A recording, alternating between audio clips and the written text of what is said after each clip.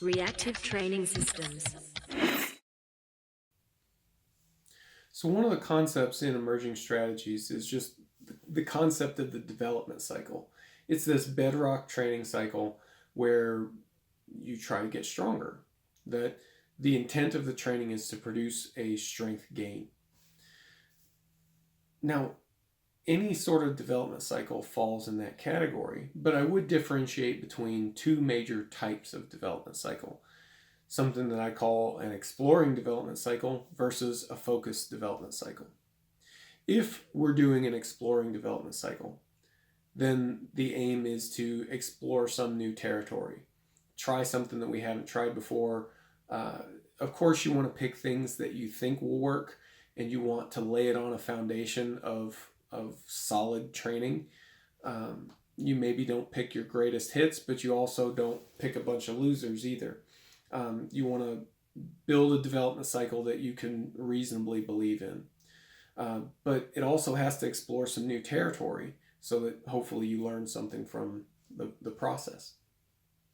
And then there are focused development cycles. As you approach competitions, especially major competitions, you would do a focused development cycle. And this is where you go back into your training log, go back through your block reviews, your meta block reviews, and you pull out all the best information that you have. This is the most justified thing that you have to believe in terms of what kind of training you're going to respond best to. And then you develop a development cycle that's basically your greatest hits. Maybe you find that you respond really well to pin squats and belt squats. So you would include those into your program, and you respond really well to this like mid-level intensity zone. So maybe you do your single at 8 RPE followed by a bunch of 85% triples. If that's what you respond best to, then that's what is going to populate your focused development cycles.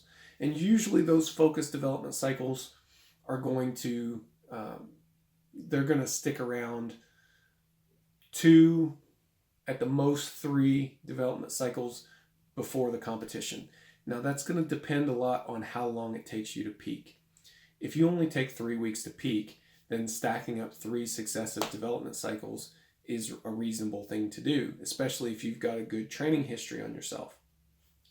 If you take 8 weeks to peak, then we're going to limit it to 1-2 development cycles for that focused work. Just because chances of nothing going wrong for the last 16 weeks or so leading into a competition, something unexpected is going to happen.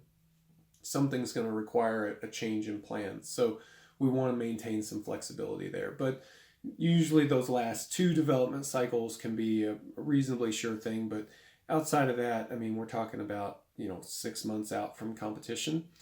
It's a little bit too early for focused development work.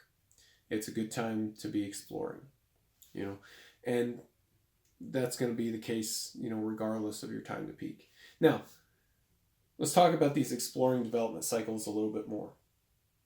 You want to, again, start with something that is a good, solid training structure for you, and try a few ideas.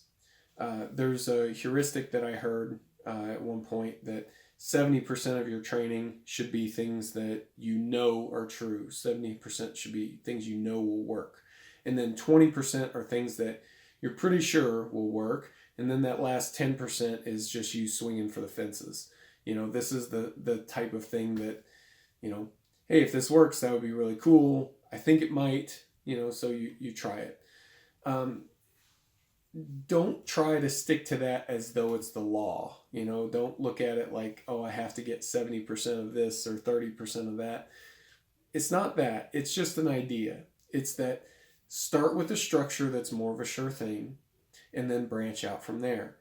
Include some things into your training that you want to try. Maybe it's a new exercise. Maybe it's a intensity zone that you just haven't done in a while. Or maybe it's AMRAPs followed by really low RPE volume work or something, whatever it is that you look at and you go, I haven't tried that. I wonder if it works for me. Well, an exploring development cycle gives you the opportunity to try that in a controlled way and to see if it will work for you.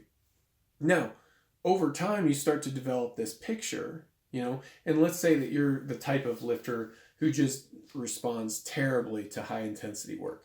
You need plenty of volume, low, moderate intensities, but then when that intensity gets too high, things really fall apart. But then through social media, you start to see a lot of people doing a lot of heavy work, and then that makes you want to try it. Well, if you look through your block reviews, you really don't have a lot of justified belief in trying it. Now, maybe it's got a different twist or something, and maybe you're just really curious and you want to try it anyway, then that's up to you. But if you're looking through your training log and you see that there's just a general trend away from it, then that's an indicator. It's unlikely that singles are bad for you, triples are bad for you, fours are bad for you, but doubles are magically good for you. That's unlikely to happen. So we're going to look for general trends. And now if you see that, hey, my bench tends to respond well to, board presses, pin presses, floor presses, slingshot work, do you think it'll respond well to benching with chains? Maybe. It seems like a reasonably good bet. So you would try that in an exploring development block, a block that's far enough away from competition that you have some time to try things. And then if it bears out that yes, this is a thing that works for you, then as you get closer to competition, it's time to do that more focused work. You've got good options to use.